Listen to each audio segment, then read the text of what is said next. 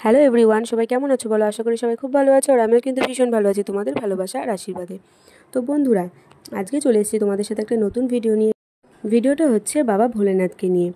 ভিডিওটা শিবের দৃষ্টি তোমার উপরে পড়লে এই সংকেতগুলো দেখতে পাবে, মানে শিব যদি তোমার উপর দৃষ্টি পড়ে শিবের, তাহলে এই লক্ষণগুলো দেখতে পাবে। তাহলে ভিডিওটা আমরা বন্ধুরা শুরু করছি। এইসব সংকেত বলে দেয় যে ভগবান শিব আপনার সাহায্য করছে।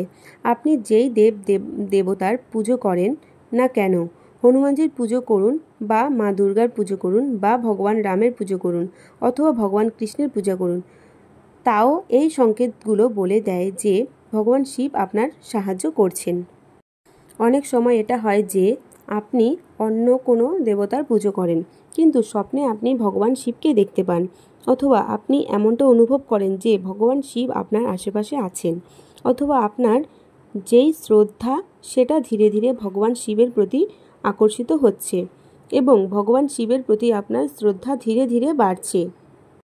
ভগবান শিব যে আপনার সাহায্য করছে, এর প্রথম সংকেতটি হলো স্বপ্নের মাধ্যমে বারবার সাপকে দেখতে পাওয়া হলো। এটাই তার সংকেত যে ভগবান শিব আপনার সাথে আছে। অনেক সময় যখন আপনি ধ্যানে বসেন, তখন আপনি এমন চেহারা দেখতে পান যে তার মধ্যে অনেক লাখ সূর্যের সমান তেজ থাকে, কিন্তু আশেপাশের বাকি জিনিস আপনি ঝাপসা দেখতে পান। যেমন আপনি ডমরু দেখতে পান, আপনি ত্রিশূল দেখতে পান।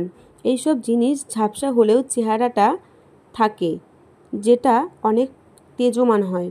আর এই সংকেতটাও ভগবান শিবের সংকেত। আপনি যখন ঘুমিয়ে থাকেন তখন অনেক সময় আপনি স্বপ্নের মাধ্যমে শিব মন্দিরকে দেখতে পান, অথবা আপনি নিজেকে ভগবান শিবকে স্নান করাতে এবং তার অভিষেক করাতে দেখে থাকেন। তাহলে এই সংকেতটাকে ভগবান শিবের কৃপায় সংকেত হয় যে কোথাও না কোথাও ভগবান শিব আপনার সাহায্য করছেন এবং ভগবান শিব আপনার সাথে আছেন। শ্রাবণ মাসে যদি আপনি নিজেকে শিব মন্দিরে শিব পুজো করতে দেখেন, তাহলে এই সংকেতটাও বাবা ভোলানাথের কৃপার একটি সংকেত। এর অর্থ হলো বাবা ভোলানাথ আপনার উপর কৃপা করেছেন এবং বাবা ভোলানাথের কৃপায় আপনার উপর আছেন। অনেক সময় ভগবান শিবের নাম শুনতেই যদি আপনার শরীরে কম্পন শুরু হতে থাকে, আপনার গায়ে লোম খাড়া হয়ে যায়, তাহলে এটাও ভগবান শিবের কৃপায় একটি সংকেত। এর অর্থ বাবা ভোলানাথ আপনার উপর কৃপা করেছেন এবং বাবা ভোলানাথের দয়া আপনার উপরে আছে। অনেক সময় যদি আপনি ঘরে পূজা করতে থাকেন, বাবা ভোলানাথের চরণে ধ্যান দেওয়া শুরু করেন, তার প্রতিমাকে এক দৃষ্টিতে দেখতে শুরু করেন, তার যদি দেখতে পান আপনার শরীরে উষ্ণতা বেড়ে যাচ্ছে, তাহলে জানবেন যে এই যে উষ্ণতাটা হলো সেই উষ্ণতার প্রতীক। সেই উষ্ণতা আপনি ভগবান ভোলেনাথের কৃপার দ্বারা গ্রহণ করেছেন। এই সংকেতটাও বাবা ভোলেনাথের কৃপারই সংকেত। এর সাথে ধ্যানরত অবস্থায় যদি আপনি ত্রিশূলের মতো কিছু দেখতে পান, যেমন আপনি যদি মেঘের মধ্যে ত্রিশূল আকৃতি দেখতে পান, অথবা যদি আপনার স্বপ্নে বাকি সব কিছু ঝাপসা, শুধুমাত্র একটি ত্রিশূল দেখতে পান, তাহলে এই সংকেতটিও বাবা ভোলানাথের কৃপারই একটি সংকেত। এর অর্থ কোথাও না কোথাও বোঝায় ভগবান শিবের কৃপা আপনার উপরে আছে। অনেক সময় এটাও হয় যে আগের জন্মে আপনি বাবা ভোলানাথের ভক্ত ছিলেন, কিন্তু এই জন্মে আপনি অন্য দেব দেবতার পূজা করছেন। সেই সময়েও আপনার সাথে এমনটা হতে পারে যে আপনি স্বপ্নের মাধ্যমে ভগবান শিবকে দেখতে পাচ্ছেন, অথবা রাস্তায় যদি কোথাও ভগবান শিবের মন্দির দেখতে পান, তাহলে তার প্রতি একটা আকর্ষণ অনুভব করেন। এমনকি আপনার ইচ্ছা হয় বাবা ভোলানাথের সেবা করার। শ্রাবণ মাসে বাবা ভোলেনাথকে স্নান করানোর ইচ্ছাও আপনার হয়। তাহলে এই সংকেতগুলো বলে দেয় যে আগের জন্মে আপনি কোথাও না কোথাও বাবা ভোলেনাথের সেবা করেছিলেন। আর কোনো দেবতাই নিজের সেবককে ছাড়েন না, আর সেই ভক্তি জন্ম জন্মান্তর ধরে আপনার সাথেই থাকে। তাই আপনি যেই দেবতার পূজা করে থাকুন না কেন, এই সব সংকেত দিয়ে বাবা ভোলানাথকে আপনার আকর্ষিত করার চেষ্টা করে থাকেন। প্রথমে আপনার মনে হবে যে আপনার চারপাশে যেসব কাজকর্ম হচ্ছে সেগুলো তারই আওয়াজ, কিন্তু যখনই আপনার ধ্যান আরও গভীর হতে শুরু করবে, তখনই সেই আওয়াজ আরও স্পষ্ট হতে থাকবে, আর আপনি ধীরে ধীরে স্পষ্টভাবে ডুমুরের আওয়াজ শুনতে পাবেন। আর এটা হলো বাবা ভোলেনাথের কৃপার একটি বিশেষ লক্ষণ। অনেক সময় এমনটা হয় যে আপনি কোনো মুশকিল পরিস্থিতিতে ফেঁসে গেছেন অথবা কোনো দুশ্চিন্তার মধ্যে দিয়ে যাচ্ছেন, তখন আপনার কারোর কথা মনে আসে না, কিন্তু শুধুমাত্র ভগবান শিবের কথাই মনে আসে। যদি এমনভাবে ভগবান শিবের কথা মনে আসে, অর্থাৎ অটোমেটিক আপনি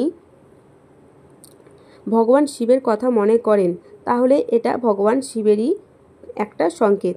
আর এর দ্বারা আপনার যেই দুশ্চিন্তা সেটা খুব তাড়াতাড়ি শেষ হয়ে যায়। অনেক লোকজন এটাও বলে থাকে যে যখনই তারা কোনো সমস্যার মধ্যে থাকেন অথবা দুশ্চিন্তার মধ্যে থাকে, তখনই তারা ভগবান শিবের নাম স্মরণ করেন এবং সমস্যা থেকে বেরিয়ে আসতে খুব সহজেই সক্ষম হন। তখনই তারা সেই সমস্যার সমাধান পেয়ে যান। অর্থাৎ সেই সময় ভগবান শিবই তার সাহায্য করেন, অর্থাৎ তাদের উপর ভগবান শিবের কৃপা আছে। যদি শিবলিঙ্গকে অভিষেক করার সময় আপনি এমন কোনো সংকেত দেখতে পান অনেকটা ওম চিহ্নের মতো, তাহলে এটাও ভগবান শিবের কৃপারই একটি সংকেত। আপনি যখন শিবলিঙ্গকে স্নান করান তখন যদি বারবার আপনি ওম চিহ্নটি দেখতে পান, তাহলে আপনি সাথে সাথেই বাবা ভোলেনাথের কৃপা অনুভব করতে পারবেন। তাহলে এইসব সংকেত আপনাকে বলে দেয় যে কোথাও না কোথাও ভগবান শিব আপনার সাথেই আছে। ভগবান শিব সাহায্য এবং ভগবান শিবের কৃপা আপনার ওপরে অবশ্যই আছে। আর যার উপর ভগবান শিবের কৃপা থাকে সে শক্তিশালী হয় এবং সে নিশ্চিতভাবে শিবলোকে যেতে পারেন। ভগবান শিব হলেন এমন একজন দেবতা যিনি স্বয়ং ভস্ম ধারণ করেন এবং একটা ভজনে এমন বলা হয়েছে যে যখন ভগবান শিব আপনার কৃষ্ণের দর্শন করতে যান, তখন ভগবান কৃষ্ণের মা যশোদা তাকে সাধু বেশে দেখে কিছু ভিক্ষা দিয়ে আসেন। তাই ওই ভজনে বলা হয়েছে যে ভগবান শিব যেমন অতি সাধারণ বেশ ধারণ করেন, তেমনি যেন তার ভক্তরা অতিরিক্ত বাইরের চাকরি চকত্ব নজরে বা তার মতোই যেন তারা সাধারণ হন। বাবা ভোলেনাথ হলেন এমন একজন যিনি পুরো ব্রাহ্ম গুরুকে দান করেন। তিনি এমন একজন যিনি তার সর্বস্ব নিজের সেবকের উপর লুটিয়ে দিতেও পারেন। তিনি কোনো কিছু না ভেবেই নিজের সেবককে বরদান দিয়ে দেন। এমনকি বাবা ভোলেনাথ তিনি নিজেও কখনো লোক দেখানো জিনিস করেন না এবং তার যারা সেবক হয় তারা ভক্ত হয়, তারাও অনেক সময় লোক দেখানো জিনিস করেন না। এই গুণটা বাবা ভোলেনাথের সেবকের মধ্যে পড়ে থাকে। যখন তারা বাবা ভোলেনাথের সেবা শুরু করেন তখন এই গুণটা তাদের মধ্যে নিজে থেকেই এসে যায়। তার কোনো বহুমূল্য জিনিস থাকলেও সে লোক দেখানো জিনিস করে না, যা ভগবান শিবের কাছে আছে, তার অন্য কারো কাছে সেটা আর নেই। যখন তিনি নিজের জটায় গঙ্গাকে ধারণ করেন, যেটা আর কেউ ধারণ করতে পারে না, তিনি নিজের গলায় নাগ দেবতাকে ধারণ করেন, যা এই সংসারে আর কেউ করে না। তার মাথায় ত্রিনয়ন আছে, যা আর কেউ ধারণ করে না। যিনি ত্রিশূল আর ডমরু ধারণ করেন, যা আর কেউ ধারণ করে না। তিনি শ্মশানের ভস্ম ধারণ করেন, যা আর কেউ করে না। তিনি রুদ্রাক্ষ ধারণ করেন, যা আর কেউ ধারণ করে না। তিনি নিজের গলায় বীজ ধারণ করেছেন, যা আর কেউ করেননি, আর কেউ করতেও পারবেন না। তিনি এই সংসারের বহুমূল্য রত্ন ধারণ করেন, যেমন চন্দ্র আর মস্তকে বিরাজমান থাকে, যা আর কেউ ধারণ করেন না। এইসব কিছুই ভগবান শিবের গুণ। আর ভিতর থেকে বাবা ভোলেনাথ হলেন সর্বগুণসম্পন্ন। কথায় আছে যে যখন মাতা গৌরী স্নান করতে গিয়েছিলেন তখন ভগবান শিবের রূপ দেখে সকলে ভয় পেয়ে গিয়েছিল।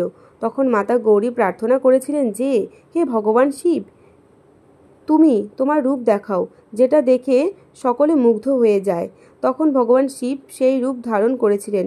বাবা ভোলেনাথ এরকমভাবেই সমস্ত সংসারের পালন পোষণ তিনি নিজেই করেছিলেন। সংসার তার দ্বারাই চলে। তিনি সব নষ্ট করতে পারেন, আবার তিনি সব পালন করতে পারেন। তাই যারা ভগবান শিবের সেবা করেন তাদের মধ্যে এই বিশেষ গুণ আসে। তাদের কাছে অনেক টাকা পয়সা থাকলেও তারা সেটা নিয়ে লোক দেখানো জিনিস করে না। এমনকি তাদের কাছে কিছু জিনিস থাকলেও তারা সেটা নিয়ে লোক দেখানো ব্যাপারটা করে না।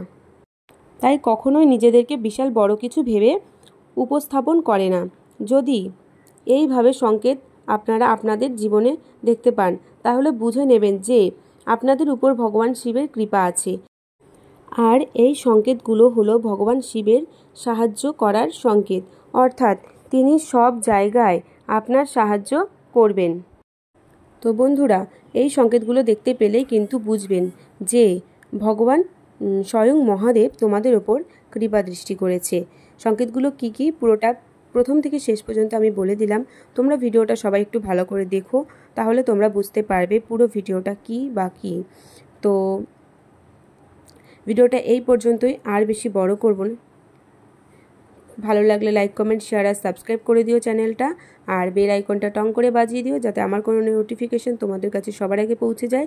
তো সবাই ভিডিওটা দেখো প্রথম থেকে শেষ পর্যন্ত, আশা করি তোমাদের ভালো লাগবে। সবাই ভালো থেকো, রাধে রাধে, সুস্থ থেকো। পরের ভিডিওতে আবার দেখা হবে। টাটা সবাইকে।